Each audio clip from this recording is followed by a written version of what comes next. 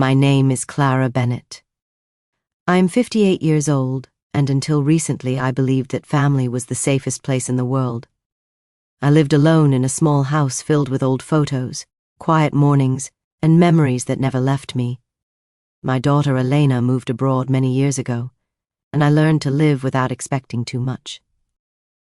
People often said I looked strong, but the truth was simpler. I was just used to waiting for a phone call, waiting for a visit, waiting for proof that I still mattered to someone who once called me home. Every morning I woke up before the sun, even when I had nowhere important to go. The house was always quiet at that hour.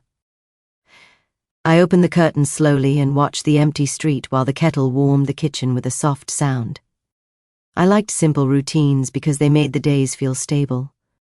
I watered my plants, cleaned the small living room, and listened to old music that reminded me of younger years. Sometimes I walked to the nearby market just to hear people talking. I bought bread, fruit, and small things I did not really need. The shop owners knew me by name, but our conversations were always short. Everyone had somewhere else to go, and I returned to my quiet house alone. In the afternoons, I sat near the window with a book in my hands. Many times I did not read at all. I simply watched the street and imagined Elena walking toward the door like she used to when she was young.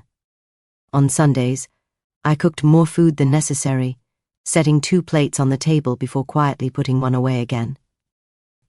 In the evenings, I checked my phone, hoping to see her name appear on the screen. Sometimes there was a short message.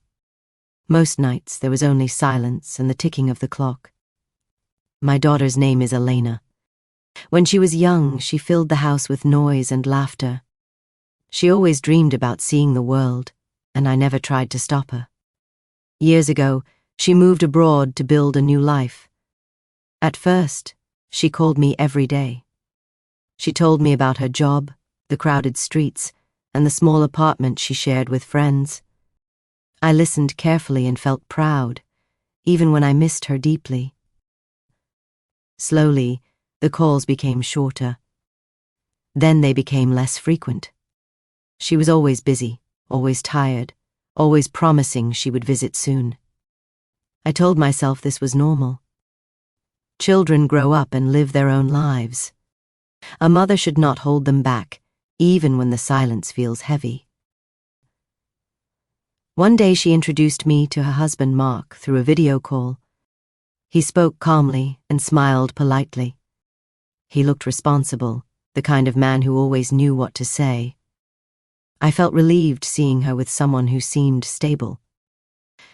After that, Elena sometimes asked me for small things. Old documents, family photos, or advice about childhood memories she suddenly wanted to remember again. One evening she called me with a softer voice than usual. She said life abroad was expensive and complicated. She sounded tired, almost lost. As I listened, something inside me woke up. The instinct to help, to protect, to make everything easier for her.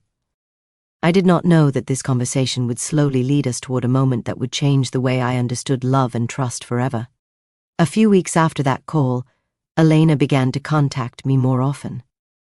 At first it made me happy. She asked what I was eating, whether I was sleeping well, and if I still walked to the market every morning. Her voice sounded warm, almost like the past had returned. I told myself that maybe she finally had time for me again. But slowly our conversations changed. She started asking about the house, about repairs, documents, and whether I had ever thought about selling it. I laughed and said the house was part of me.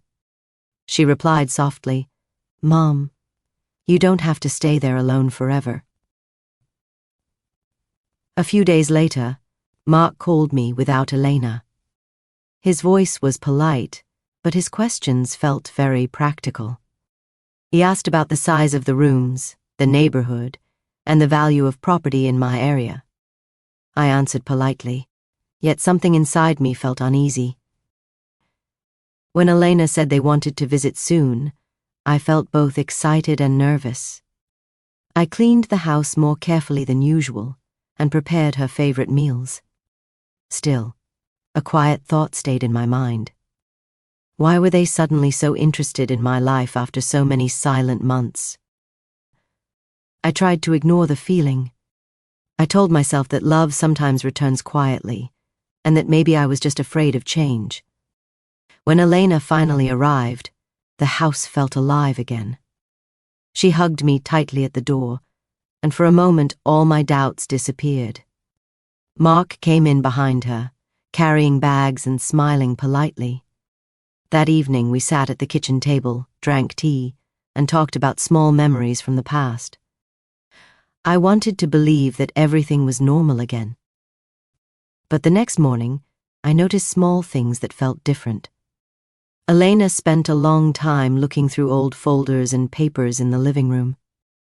She said she was just curious, yet she asked many questions about taxes and insurance. Mark walked slowly through the house, stopping near windows and doors as if he was measuring the space in his mind.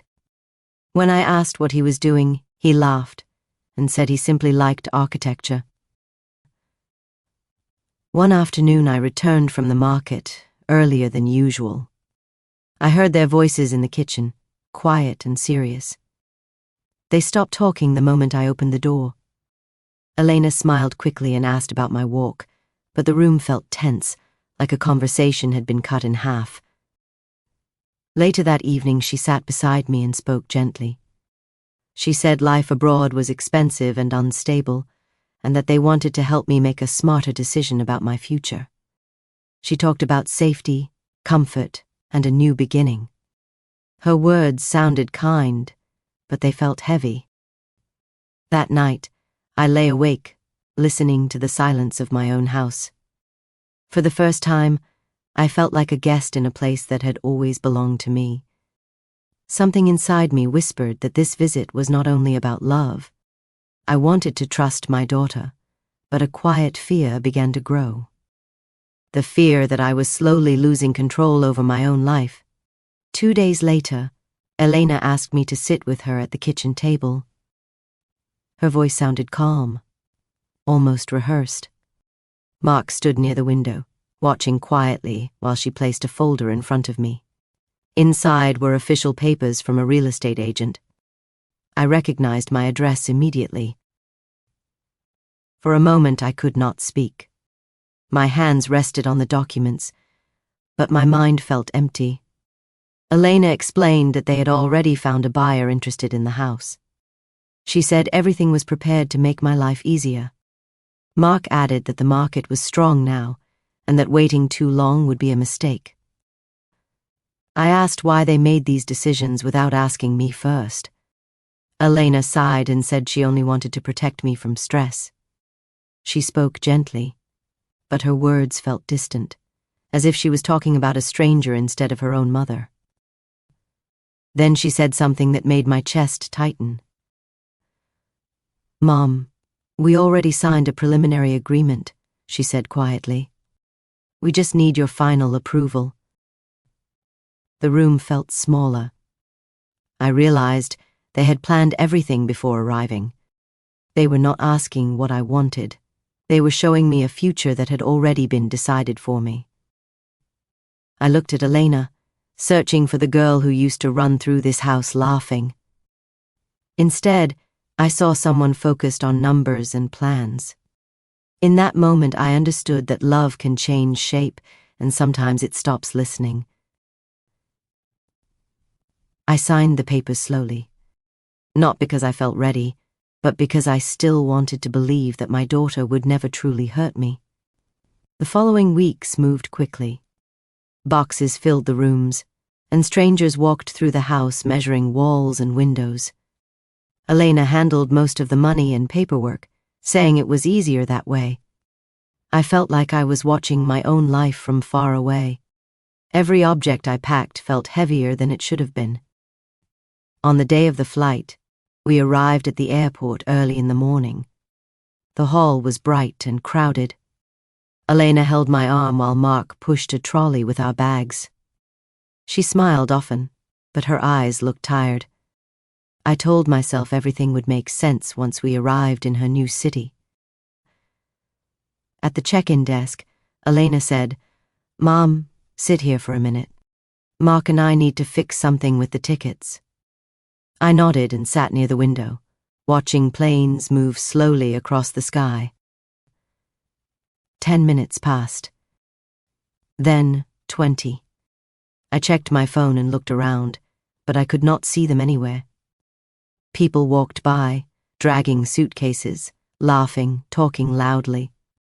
The noise felt distant, like it belonged to another world. After a while, an airport employee approached me. He spoke gently and asked if I needed help. I told him I was waiting for my daughter and her husband. He checked something on his screen, then looked at me with quiet concern. "They already boarded the flight," he said softly. "The plane left a few minutes ago." I felt the air leave my chest. I whispered that there must be a mistake. He handed me a small envelope with my name written on it. Inside was a short note from Elena. "Mom, I'm sorry. We needed the money to start over. You are strong. You will understand." I sat there for a long time, holding the paper in my hands, while the airport lights reflected on the floor like something unreal. I left the airport slowly, not knowing where to go. The evening felt cold and unfamiliar, and every sound in the city seemed too loud. After walking for a long time, I noticed a small grocery store still open on the corner.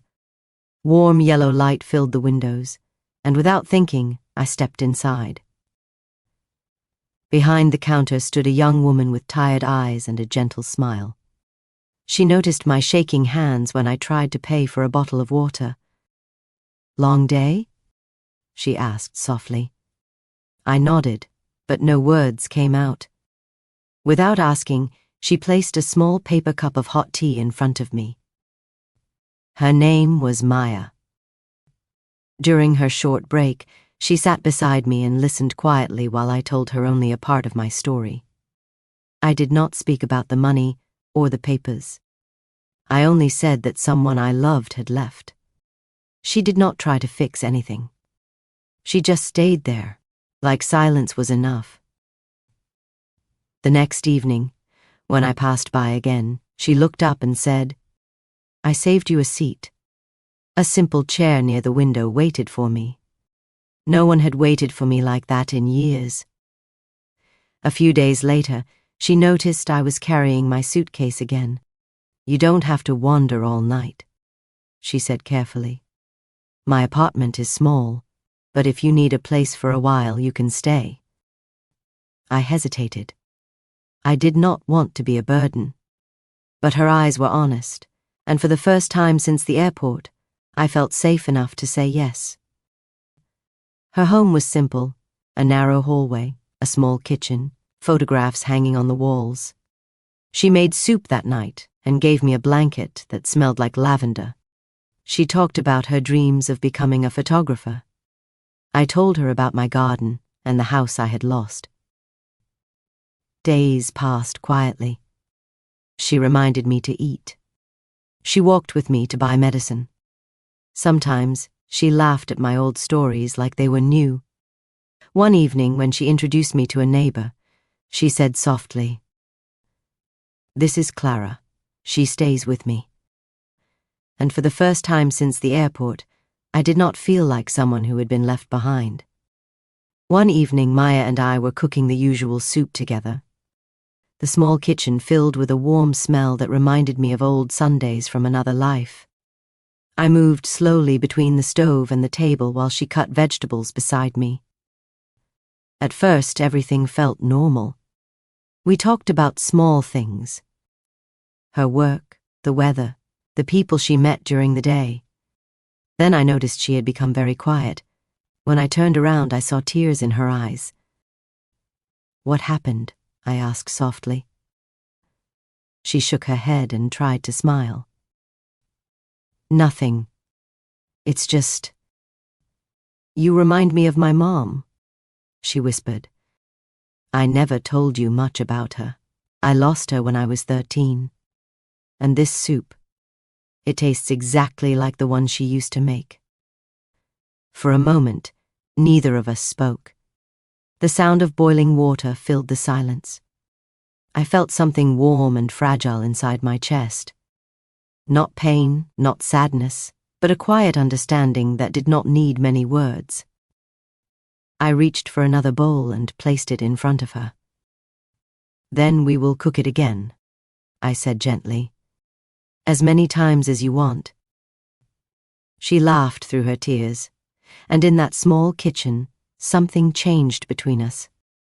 Not suddenly, not loudly, but deeply enough to stay. That night, as we sat at the table together, I realized that family does not always come back the way you expect.